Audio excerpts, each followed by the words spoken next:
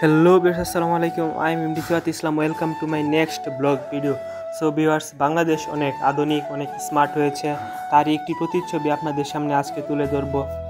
Guys, আমি আজকে চলে আসছি ব্রাহ্মণবাড়িয়া তিতাস নদীর ওই পার। মানুষ যে ধান ক্ষেত লাগিয়েছে ওইখানে ধান কাটার সময় হয়েছে, ধান পাকছে, কাটার সময় হয়েছে, আর এখন মানুষ ধান কাটতেছে। এই যে দেখেন গাইজ, কত সুন্দরভাবে মেশিন দিয়ে কত স্বস্তির সাথে ধান কেটে ফেলতেছে, খুবই তাড়াতাড়ি কেটে ফেলতেছে এবং খুবই স্বস্তির সাথে, খুবই আরামদায়ক একটি কাজ। এর ফলে মানুষের কষ্ট এবং মানুষের যে টাকা দুইটাই বাঁচে। যে কাজ আগে মানুষ সারাদিনে অনেক কষ্ট করে করতো, সেই কাজ এখন নিমিষেই হয়ে যাচ্ছে। এই যে দেখেন, খুবই তাড়াতাড়ি একটি ক্ষেত অনেক তাড়াতাড়ি কাটা শেষ, ধান কাটা শেষ।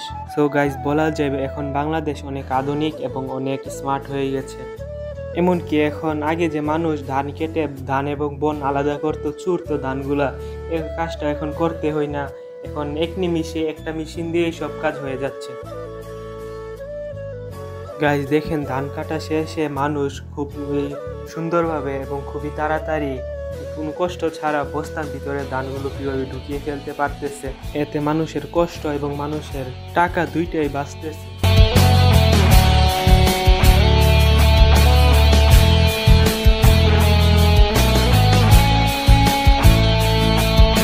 ভিউয়ার্স, আজকের মতো আমার ভিডিওটা এতটুকু। ভিডিওটা ভালো লেগে থাকলে অবশ্যই একটা লাইক দিবেন এবং যারা ইউটিউব চ্যানেল থেকে দেখেন ইউটিউব চ্যানেলটাকে সাবস্ক্রাইব করে দিবেন, যারা ফেসবুক পেজ থেকে দেখেন ফেসবুক পেজটাকে ফলো দিয়ে দিবেন। ওকে গাইজ, বাই, আল্লাহ হাফেজ।